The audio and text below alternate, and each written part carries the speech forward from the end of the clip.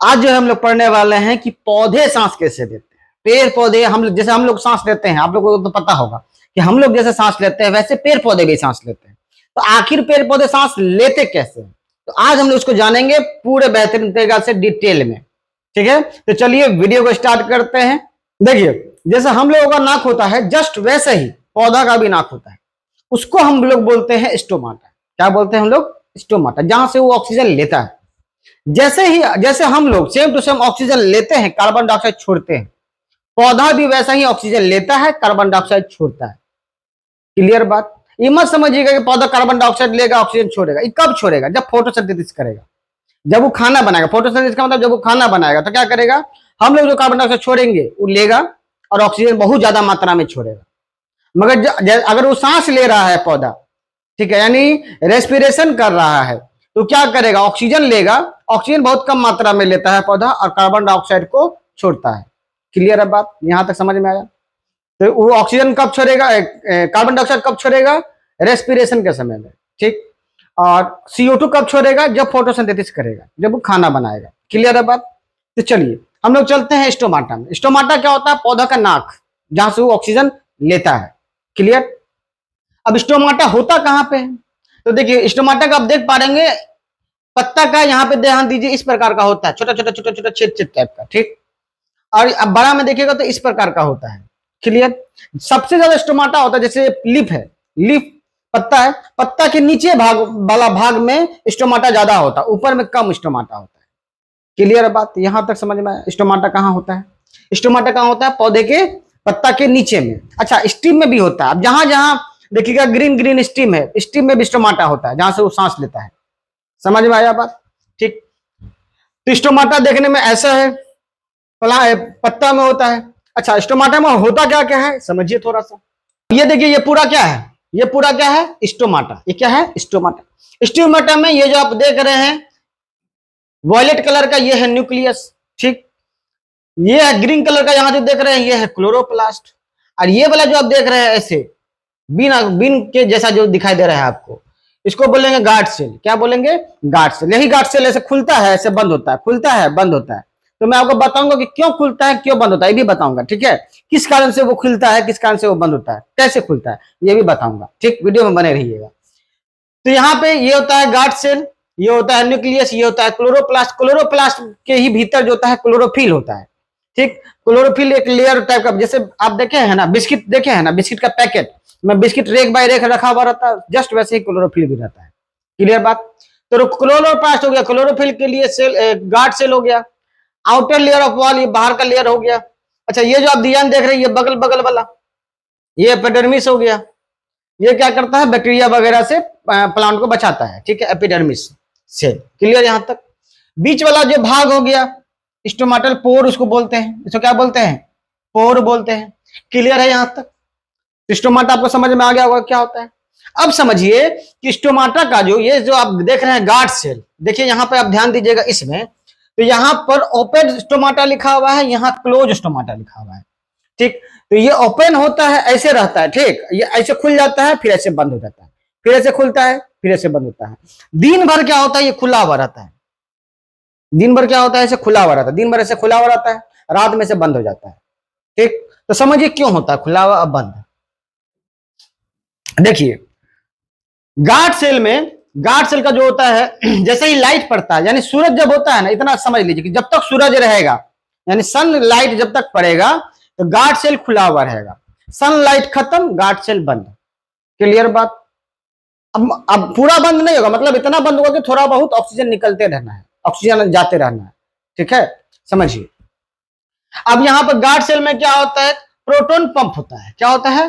Proton pump. ये membrane में होता है। मेम्ब्रेन का मतलब पतला सा लेयर, गार्ड सेल का पतला सा लेयर, मेम्ब्रेन में होता है प्रोटोन पंप। ये क्या करता है? सारा हाइड्रोजन, पॉजिटिव हाइड्रोजन को निकाल देता है बाहर, यानी सेल का जो है गार्ड सेल का पॉजिटिव हाइड्रोजन को निकाल दिया बाहर, ठीक, बाहर निकाल दिया। अब इसके अंदर जो था नेगेटिव चार्ज आ गया, पूरा क्या आ गया? पूरा नेगेटिव चार्ज। गार्ड के अंदर पूरा क्या हो गया? गार्ड सेल के अंदर में पूरा क्या आ गया? Negative charge. अब क्या होगा? नेगेटिव चार्ज होने के कारण क्या करेगा? पोटेशियम का पॉजिटिव चार्ज अट्रैक्ट होगा और यहां पूरा भर जाएगा गार्ड सेल में। क्या यहां पे ध्यान दीजिए, पूरा पोटेशियम भर गया है, पोटेशियम का पॉजिटिव जाएगा, प्लस माइनस एक दूसरे को अट्रैक्ट करता है। तो पोटेशियम का क्या होगा, पूरा यहाँ पे अट्रैक्ट होगा, भर जाएगा। क्लियर यहाँ तक? यानी नेगेटिव तो पहले से था, पॉजिटिव आके पूरा भर गया। क्लियर? अच्छा, और एक बात समझिए, अब यहाँ पे अगर पूरा भर गया तो इसमें तो वाटर मॉलिक्यूल भी होगा ना। अगर पोटेशियम ज्यादा हो गया तो वाटर मॉलिक्यूल कम होगा। तो आपको एक बात पता होगा, एक होता है ऑस्मोसिस, बात समझ रहा है?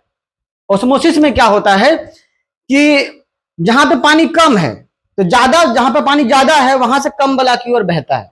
ऑस्मोसिस में एक बीच में पतला सा लेयर होता है, मेम्ब्रेन। तो मेम्ब्रेन के थ्रू क्या होगा, मान लीजिए ऐसे दो, ऐसे समझ लीजिए, मैं आपको ऐसे समझा देता हूं। ऑस्मोसिस समझ लीजिए, ऑस्मोसिस क्या होता है, जैसे मान लीजिए ये है, ठीक, यहाँ पे पतला सा मेम्ब्रेन है, ये क्या पतला सा मेम्ब्रेन है, यहाँ पे ज्यादा पानी है और यहाँ पे कम पानी है, तो ये क्या करेगा, इधर बहेगा पानी की ओर। जहां पे कम पानी है वहां जाएगा। तो सेम कंडीशन यहां होता है। यहां पर क्या होता है, सेल के अंदर जो होता है पोटेशियम आयंस हो गया ज्यादा, नेगेटिव था पहले, पोटेशियम क्या कहता है, पोटेशियम भर गया इसमें, ठीक, तो पानी का मात्रा हो गया कम। कहां पे कम हो गया, तो सेल गार्ड में कम हो गया पानी का मात्रा। अब सेल गार्ड में पानी का मात्रा हो गया कम, तो अब क्या होगा, अब सेल गार्ड में कम हो गया, अब बाहर से फिर पानी घुसेगा अंदर। अब इसको पानी की जरूरत है, तो क्या होगा, बाहर से पानी अंदर जाएगा। अब सेल गार्ड में पानी आ गया, अब सेल गार्ड हो गया, फुल गया तो खुल जाएगा। आप समझिए, ऐसे देखिए, मान लीजिए बलून ले लीजिए आप, पतला वाला बलून होता है ना, पतला वाला बलून, ठीक, बलून को फुलाइए बलून को, तो जब फुला दीजिएगा तो पूरा ऐसे बनाएगा तो डिजाइन बन जाएगा, ठीक, जैसा ही पचकाएगा पचक जाएगा, इससे हवा निकालेगा तो क्या होगा, पचक जाएगा। क्लियर? तो जैसे ही सेल गार्ड क्या होगा, फुल गया, फुलने के बाद क्या होता है, जब फुल जाता है पूरा, तो उसका यानी ओपन हो जाता है, ये पूरा फुल गया, दोनों साइड पूरा क्या होगा, फुल गया। किससे फुल गया, पानी से। समझ में आया H2O कैसे आ गया आपको, ये H2O से पूरा क्या हो गया, फुल गया, तो गार्ड सेल खुल गया। शाम जैसे ही होगा, ठीक है, शाम जैसे ही होगा तो ये पोटेशियम चार्ज जो था, पोटेशियम आयंस जो था, ये फिर क्या होगा, बाहर निकलने लगेगा। क्या होगा, बाहर निकलने लगेगा।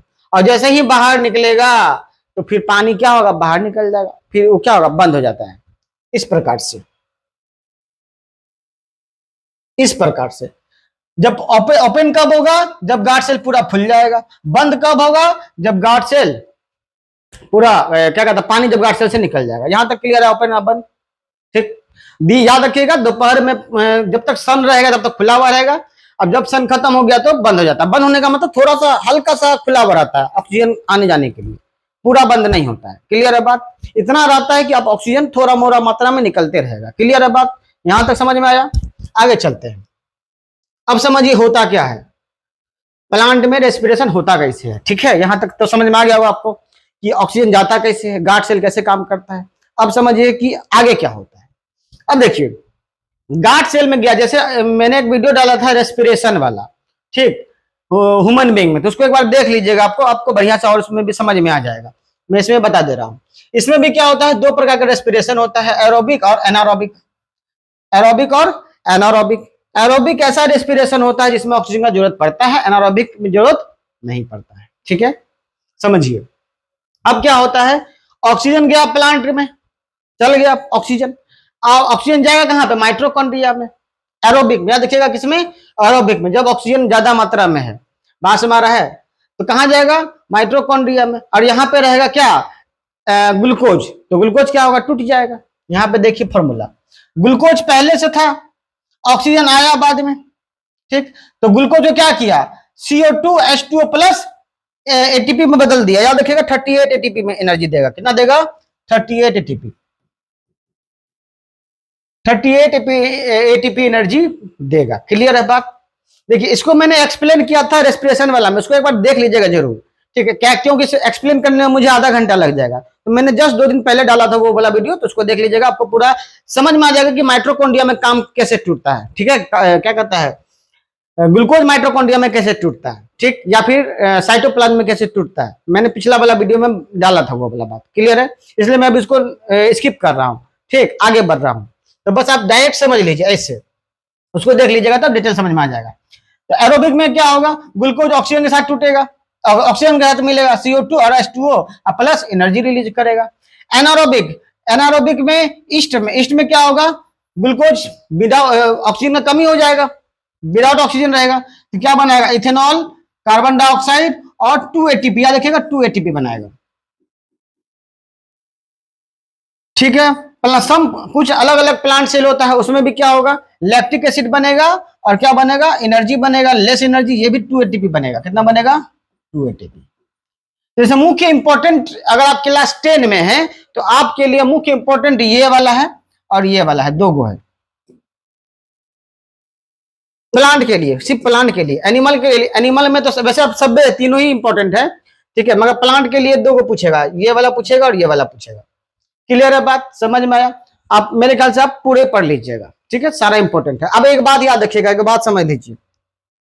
अब एक बात क्या समझिए कि देखिए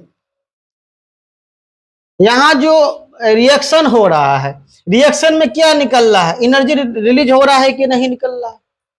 जब भी एनर्जी रिलीज होता है तो हम लोग उसको बोलते हैं एक्सोथर्मिक। क्या बोलते हैं, एक्सोथर्मिक रिएक्शन। तो यहाँ पे 3 गो रिएक्शन जो देख रहे हैं, 1 2 3, देखिएगा तो सब में एनर्जी रिलीज हो रहा है। सब में क्या हो रहा है, एनर्जी रिलीज हो रहा है, तो सब क्या है, एक्सोथर्मिक रिएक्शन। क्लियर?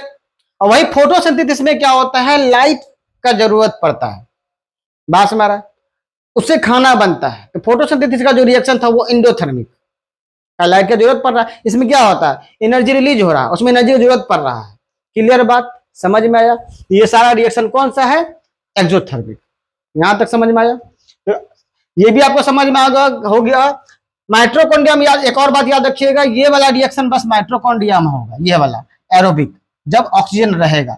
ये दोनों जो होगा ये साइटोप्लाज्म में होगा। जैसे सेल आप लोगों ने पढ़ा होगा 9th क्लास में, ठीक है, सेल पढ़ा होगा, सेल के बगल वाला जो लिक्विड होता है उसी को बोलते हैं साइटोप्लाज्म। तो नीचे का दो गो रिएक्शन जो होता है ये साइटोप्लाज्म होगा, एनर्जी बनेगा, और ऊपर वाला किसमें बनेगा, माइटोकॉन्ड्रिया बनेगा।